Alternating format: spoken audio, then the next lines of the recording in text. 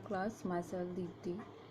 In the previous lecture, we have already discussed about the classification of business activities. Now we just go to the next topic. Our today topic is the role of profit in business. This one is the today topic. Profit का क्या role है किसी business में? First thing तो ये होता है कि it is a source of income for the businessman. ये बहुत ही अच्छा सोर्स है बिजनेसमैन के इनकम के लिए. जब उनको प्रॉफिट होता है तो वो एक्सपेक्ट ये भी करते हैं कि जो उनकी इनकम हो वो अच्छे अमाउंट में उनको मिले. मीन्स व्हाट, अगर आप किसी बिज़नेस में अपना पैसा लगाए हो तो आप कुछ अधिक ही चाहोगे और आप चाहोगे कि वो ऐसा मार्केट में उस एक्सपेंड करो, ऐसा उसका बेनिफिट हो कस्टमर को कि वो कस्टमर उसको चीज़ को दोबारा ख़रीदें, जिसकी वजह से बिजनेसमैन को इनकम बहुत अच्छी खासी होती है. तो जब तक प्रॉफिट नहीं होगा बिज़नेस को तब तक बिजनेस में एक्सपेक्ट कर ही नहीं सकते इनकम का. तो it is a source of income for the businessman. Next one is the it provides fund for expansion. आप एक चीज़ जान जाओ कि every business wants to grow but it requires capital. सारे बिजनेस चाहते हैं कि वो ग्रो करें बट उनको कैपिटल की रिक्वायरमेंट होती है. तो हम बोल सकते हैं profit is a best source of capital. Next one is it is an indicator of efficiency of businessman and it builds up reputation. First we go this one. It is an indicator of efficiency of businessman. किसी चीज़ को indicate करना. अगर हमें किसी अच्छे बच्चे के बारे में जानना है कि ये कैसा है पढ़ाई में, क्या करता है, तो टीचर्स तुरंत बोलती है कि हाँ इसके गुड मार्क्स आते हैं क्लास में, ये अच्छे मार्क्स गेन करते हैं, तो इसके मार्क्स अच्छे हैं. तो एक इंडिकेट हम लोग को मिल जाता है एक इंडिकेटर के थ्रू कि हाँ इस बंदे की कॉपी अच्छी है, ये अच्छा मार्क्स गेन करता है, तो ये लड़का पढ़ने में अच्छा है. तो कि इंडिकेटर मिलता है. तो वैसे बिजनेसमैन के लिए इंडिकेटर यहाँ पे प्रॉफिट है. Higher profits indicate the management is working efficiently. उनकी जितनी भी प्रॉफिट हायर रहेगी वो इस चीज़ को क्लियरली समझ लेंगे कि उनका जो गोइंग ऑन बिजनेस है बहुत ही अच्छे तरीके से और एफिशिएंट वे में चल रहा है. Next one is it builds up reputation. Reputation आप जानते हो कि इंसान की भी रेपुटेशन होती है, तो बिज़नेस जो ओपन करता है उसकी भी रेपुटेशन होती है. मीन्स आप एक एग्ज़ाम्पल लो कि अगर कोई एक बंदा है अपना शॉप खोला है और वो सबको क्रेडिट पे कोई सामान देता है या कहता है कि ठीक है आज आप ले जाओ, कल मुझे पैसा दे देना, तो वो जो कस्टमर रहता है उस विश्वास के साथ वो उसको कस्टमर को उस विश्वास के साथ देता है वो माल कि वो नेक्स्ट डे जब आएगा तो उसको पैसा रिटर्न करेगा. तो उससे क्या होती है, उसकी रेपुटेशन बढ़ जाती है कि ये शॉप वाला तो मेरे को सामान उधार पे भी दे सकता है, बट उसके बगल वाला जो शॉप है वो उधार पे कोई सामान नहीं देता है. तो इससे आप क्लियर कर सकते हो जो फर्स्ट शॉप वाला है उसका रेपुटेशन बहुत अच्छा है और वो ऐसे अपने आप को रेपुटेट करके चल रहा है कि कोई भी कस्टमर आके उसके शॉप से ख़रीद सकते हैं और 2-3 दिन सामान उधार पे भी ले सकते हैं. तो आप इस चीज़ से बिजनेस के थ्रू देखा जाए तो we can say a profitable company enjoys better goodwill which in turn helps in obtaining loans and credit retention of quality in goods. एक चीज़ इसमें क्लियर कर लो, मैं एक्सप्लेन कर रही हूँ इंग्लिश में भी और हिंदी में कि जो हिंदी वाले बच्चे हैं उनको भी क्लियर हो जाए चीज़ें. एक प्रॉफिटेबल कंपनी है वो इंजॉय कर सकती है एक बेटर गुडविल के लिए, जैसे कि लोन्स ले सकती है, क्रेडिट ले सकती है, जो भी वर्क फोर्स है वो कर सकती है. रेपुटेटेड बिजनेस एक रेपुटेटेड कंपनी वो सारी चीज़ें कर सकती है. बिकॉज एक रेपुटेटेड इंसान की पहचान होती है कि उसका अच्छा काम जो उसको उसके रेपुटेशन को अच्छा बना कर रखा है, दूसरे की हेल्प करना, हर चीज़. तो एक बिजनेसमैन का भी होता है काम कि अपने बिज़नेस को चलाने के लिए वो सारी फैसिलिटी कस्टमर को दे जिससे कस्टमर इम्प्रेस हों और कोई ऐसा ड्रॉबैक उसके तरफ से ना जाए जिससे नेक्स्ट डे कस्टमर उस चीज़ को और उस चीज़ को ईज़िली वे में लें और उस चीज़ के लिए वो दोबारा उस शॉप पे आए ना. तो वो ऐसा अपना रेपुटेटेड वे बना के चलता है उस मार्केट में कि जो उसका सब्स्टिट्यूट है वो चीज़ नहीं करता बट वो चीज़ करता है. लेकिन रेपुटेशन वर्ड यहाँ पे ये बता रहा है कि एक प्रॉफिटेबल कंपनी है और उसका बेटर गुडविल है, तो उसको हेल्प मिल सकती है लोन की. ऑब्वियसली कोई भी लोन प्रोवाइड करेगा इस विश्वास के साथ कि ये कंपनी लोन हमारा चुका देगी. Next thing is objective of business. Objective of business first we can clear this. Innovation आता है इसमें आपका फर्स्ट टॉपिक. इनोवेशन देखो, प्रॉफिट तो हर बिजनेस का वो होता है कि प्रॉफिट तो अर्न करना ही है, बट आप सिर्फ प्रॉफिट के बेस पे कोई बिज़नेस नहीं चला सकते हो कि प्रॉफिट ही अर्न करना है तो मैं बिज़नेस चला सकता हूँ। आपके पास और भी चीज़ें हो सकती हैं जिसकी वजह से आपका बिज़नेस और अच्छे से आगे बढ़े। जैसे कि आप इसमें और भी चीज़ें ले सकते हो, जैसे इनोवेशन है आपका। फर्स्ट इनोवेशन पे पहले हम लोग जाते हैं, not to the productivity and the something else. First we go with the innovation. जैसे कि ये भी एक एम है बिज़नेस का, नॉट ओनली द प्रॉफिट। किसी बिज़नेस के लिए प्रॉफिट ही नहीं, और भी बहुत सी चीज़ें को ऐड कर सकते हैं हम, इनोवेट कर सकते हैं एक अच्छे बिज़नेस को चलाने के लिए। ओके, आप एग्ज़ाम्पल ले सकते हो कि बहुत से ऐसे, जैसे सैमसंग को ले लो, ओप्पो को ले लो, वीवो को ले लो। सैमसंग पहले बहुत चलता था, सैमसंग के पहले स्पाइस चलता था, ओनिडा चलता था, बट क्या वो लेटेस्ट सैमसंग निकला। सैमसंग के बाद अभी आप इस बीच देखो तो V17 प्रो, V11 प्रो, ये सारे जितने भी मोबाइल्स के जो भी कंपनी निकल रहे हैं, इन लोगों का एक अपना है। तो क्या हुआ इससे, क्या हुआ, जो हमारी पुराने टेक्नोलॉजी हमारे चलते आ रही है, जैसे उन सबको लेके, स्पाइस को लेके, ओनिडा को लेके, आज की डेट में हम वो चीज़ें नहीं देख पाते हैं। क्यों? क्योंकि अब जो टेक्नोलॉजी है, लेटेस्ट टेक्नोलॉजी जो आ रही है, वो ओप्पो और वीवो की आ रही है। तो जिसकी वजह से आप बोल सकते हो कि एक पर्टिकुलर मार्केट को कैप्चर कर लिया हमारा प्रोडक्ट, एंड जितने भी अदर कंपनीज हैं वो आउटडेटेड होगा।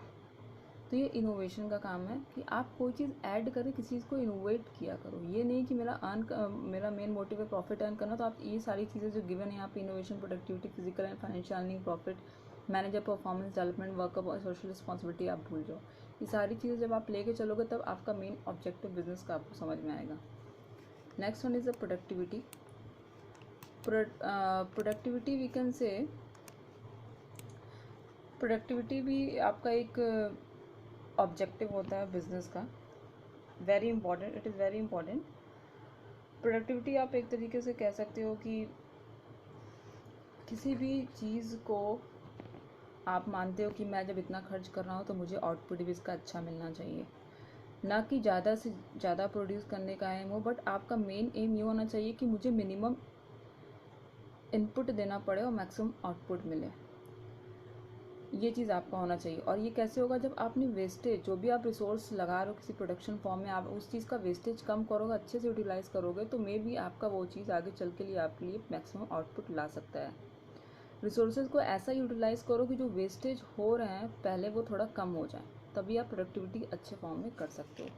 Next one is the business physical and financial. Physical and financial का भी बहुत अच्छा रोल है एक बिजनेस के ऑब्जेक्टिव में। We can say all business enterprise, जितने बिजनेस एंटरप्राइज हैं उनको रिक्वायर होती है फिजिकल रिसोर्सेज की, like plant, machinery and financial भी जाया जाए तो इस चीज़ को देखा जाए कि जैसे फंड्स हैं, कोई भी चीज़ प्रोड्यूस करना हो, सप्लाई करना हो कस्टमर तक, it should be efficiently go with it. आप उस चीज़ को एफिशिएंट फॉर्म में लेके जाओ। एफिशिएंसी का मतलब आप ये ले लो कि मैंने जितना अपना रिसोर्स लगाया है, मुझे उसके बदले में कुछ अधिक ही प्रॉफिट होना चाहिए, कुछ अधिक ही आउटपुट मिलना चाहिए। तो ये चीज़ आपका फिजिकल एंड फाइनेंशियल दोनों पे डिपेंड करता है कि आपको सारे बिजनेस एंटरप्राइज को रिक्वायर होती है फिजिकल रिसोर्सेज की, फाइनेंशियल फंड की ज़रूरत होती है टू प्रोड्यूस और supply goods to services to its customer. Use them efficiently, आप उस एफिशिएंट फॉर्म में यूज़ करो कि उसका यूटिलाइज हो सके, मिनिमम वेस्टेज भी हो, फाइनेंशियली भी आप फिट हो, फिजिकली जो आपकी प्लांट एंड मशीनरी है उसका भी यूज़ अच्छे से हो। Next one is the earning profit. Earning profits means what? Earning profit तो मैंने आपको ऑलरेडी क्लियर कर लिया है कि किसी भी बिजनेस का मेन मोटिव होता है टू अर्न प्रॉफिट, इसमें कोई ऐसा नहीं, बट हाँ प्रॉफिट के साथ और भी चीज़ें हैं जो आपको ध्यान में रखनी चाहिए, जो कि मैंने ऑलरेडी डिस्कस कर ली है ऊपर। प्रॉफिट अर्निंग में आपको सर्वाइवल ग्रोथ में आपका हेल्प करता है, ठीक है। Every business man have some goals, aim and objective. Objective को आप उद्देश्य भी बोल सकते हो for earning profit, okay, but it is necessary not only this, with this other objective is also very important, like innovation, market standing, social responsibility, productivity and worker development. तो आप इसे प्रॉफिट का ही मेन मोटिव लेके नहीं सोचते। हाँ, profit को if we can't earn the profit, how our business will be run, question arise होता है यहाँ पे। प्रॉफिट भी हमारा बहुत ज़रूरी है एक बिज़नेस के लिए, ये तो सभी लोग जानते हैं, इसमें कोई एक्सप्लेनेशन की तो ज़रूरत नहीं है। जब आप कोई बिज़नेस करोगे तो आपका एक्सपेक्टेशन यही रहेगा कि आपको प्रॉफिट हो, पर प्रॉफिट तभी होगा जब अपने रिसोर्सेज का अच्छे से ऑप्टिमम यूटिलाइज़ करो। Next one is the manager performance and development. Manager performance and development भी आपका एक ऑब्जेक्टिव में आता है। अब मैनेजर परफॉर्मेंस एंड डेवलपमेंट में क्या आप ले सकते हो कि कोई भी चीज़, जैसे कि कोई चीज़ आप परफॉर्म कर रहे हो, तो जितने भी बिजनेस एंटरप्राइज होते हैं उनको मैनेजर्स को कंडक्ट करना, कोऑर्डिनेट करना, बिजनेस एक्टिविटी को, जो भी वो एक्टिविटी कर रहे हैं उस चीज़ को कोऑर्डिनेट वे में करना, कंडक्ट करना, कि so every business enterprise must actively work for development of managers performance. जितने भी लोग उसमें जिनकी इन्वॉल्वमेंट है, चाहे वो एम्प्लॉयर हों चाहे वो एम्प्लॉयज़ हों, जो जो जिस फील्ड में हैंडल कर रहा है, प्रोडक्शन डिपार्टमेंट में हैंडल कर रहा है, मैन्युफैक्चरिंग डिपार्टमेंट में हैंडल कर रहा है, सेलिंग डिपार्टमेंट में हैंडल कर रहा है, तो इस चीज़ को सब कोऑर्डिनेट करके चलना चाहिए, जिससे आपका बिजनेस एक्टिविटी स्मूथली चल सके। तो मैनेजर परफॉर्मेंस का मेन मतलब ये है कि every business enterprise must actively work for development of managers performance. वो एक्टिवली उस चीज़ को परफॉर्म करते हैं। ओके, आप किसी चीज़ में एक्टिव नहीं होगे तो आपका कोई भी बिजनेस रन नहीं कर पाएगा, ना आपके जो जिस काम के लिए आप आगे बढ़े वो चीज़ अच्छे से परफॉर्म नहीं हो पाएगी। Next one is the worker performance and attitude. अब वर्कर परफॉर्मेंस एंड एटीट्यूड पे हम आ जाते हैं। Workers performance and attitude directly किसको इन्फ्लुएंस करता है? प्रोडक्टिविटी को and profitability of every enterprise. So we can say, हम ये चीज़ बोल सकते हैं कि every business enterprise must aim, सब बिजनेस एंटरप्राइज का मेन एम ये होता है कि जो वर्कर्स हैं उनके परफॉर्मेंस में इम्प्रूव करना and to develop positive attitude among them. अगर आप किसी को काम पे रखे हो और उससे आप मिसबिहेव कर रहे हो तो वर्कर्स क्या करेगा? अपना इंटरेस्ट उस काम में कम दिखाएगा। और एटीट्यूड में अगर आप रहोगे तो उस चीज़ का आप अच्छे से गो ऑन नहीं कर सकते हो, क्योंकि आपको अपने एम्प्लॉय के साथ बेटर ही रहना है। किसी भी ऑर्गेनाइजेशन को चलाने के लिए, किसी भी प्रोफेशन को चलाने के लिए, किसी भी स्कूल कॉलेजेस को चलाने के लिए हमेशा जो उसका हेड होता है वो हर चीज़ स्मूथली लेके जाता है। आप उसको एग्रेशन वे में, एग्रेशन के फॉर्म में आप उसको डील नहीं कर सकते हो। तो आपका हमेशा पॉजिटिव एटीट्यूड होना चाहिए वर्कर के साथ, एम्प्लॉय के साथ, जो भी जिस प्रोफेशन में है। अपने एम्प्लॉय का रिलेशन अच्छा होना चाहिए। वो इसलिए होना चाहिए कि जो भी वर्कर्स परफॉर्म करें उसमें इम्प्रूवमेंट हो, और जब वर्कर्स मन लगा के कोई काम करेंगे तो ऑब्वियस सी बात है कि हमें कोई टेंशन नहीं है बिजनेस को लेके, हम उन पर आराम से विश्वास कर सकते हैं बिना किसी इशू के। Next one is the social responsibility. Social responsibility आप बोल सकते हो कि जब हमारे बिजनेस में कोई प्रॉफिट हो रहा है तो हमारा मेन सोशल रिस्पॉन्सिबिलिटी क्या होता है? हमें तो सिर्फ प्रॉफिट हो रहा है, बट मेन सोशल रिस्पॉन्सिबिलिटी हम इसको क्या बोल सकते हैं? सोशल रिस्पॉन्सिबिलिटी मतलब हमारा सोसाइटी के लिए भी कुछ रिस्पॉन्सिबिलिटी होता है। जैसे आपका बिजनेस बहुत अच्छा कर रहा है, ठीक है, तो आप भी चाहोगे कि सोसाइटी के लिए आप क्या करो, बट आप, कुछ लोग होते हैं जो ऐसा नहीं चाहते हैं। क्यों नहीं चाहते हैं? वो लगता है प्रॉफिट हो रहा तो मैं इतना चैरिटी वर्क क्यों करूँ, मैं सब चीज़ में क्यों पढ़ूँ, ठीक है। तो बट आप ऐसे नहीं कोई चीज़ हैंडल कर सकते हो। आपका एक सोशल रिस्पॉन्सिबिलिटी होना चाहिए कि अगर आपका बिज़नेस बहुत अच्छे से चल रहा है, बहुत ईजी फॉर्म में चल रहा है बिना किसी इशू के, तो for the society you have some duties toward the societies, उनके हेल्प करने के लिए। पहले तो सोशल रिस्पॉन्सिबिलिटी में जो सोशल वर्ड है वो आपको डिनोट करता है, it is just related to the society. जो भी नेचुरल रिसोर्सेज हमें मिलते हैं, ह्यूमन रिसोर्सेज मिलते हैं, from where we get all this from the society. जो भी सारी चीज़ें नेचुरल ह्यूमन रिसोर्सेज हम लोग को मिलती है, कहाँ से मिलती? सोसाइटी के through. So when society provide you, जब सोसाइटी आपको प्रोवाइड कर रही है रॉ मटेरियल रिसोर्सेज प्रोवाइड कर रही है इन अ गुड क्वांटिटी, सो आपको भी उसका एक रिटर्न उनको देना चाहिए। एक इसमें एक टर्म आता है CSR, corporate social responsibility. This is the new term. अब बहुत लोग को नहीं पता होगा, बहुत लोग जानते होंगे इसके बारे में। कॉरपोरेट सोशल रिस्पॉन्सिबिलिटी क्या होता है?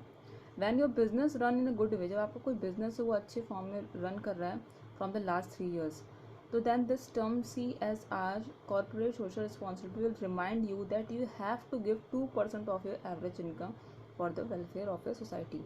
आप एग्जांपल ले लो कि जैसे अनिल अंबानी या टाटा बिरला है, तो उन लोगों का क्या है, उन लोग का अच्छा खासा फंक्शन चलता है। जो भी बिजनेस करते हैं वो, उनको प्रॉफिट अच्छी खासी होती है, तो वो ऐसे ही नहीं प्रॉफिट गेन करके और बैठ सकते हैं। उनका वो रिस्पॉन्सिबिलिटी है कि वो सोसाइटी के वेलफेयर के लिए 2% अपने एवरेज इनकम में से दें, जो कि वो करते हैं। अगर वो नहीं देंगे तो उन पर लीगल ऑब्लिगेशन लग सकता है, इसलिए वो चैरिटी का वर्क करते हैं। और साइड जो भी इनकम होती है उससे वो 2% अपना सोसाइटी के वेलफेयर में लगाते हैं।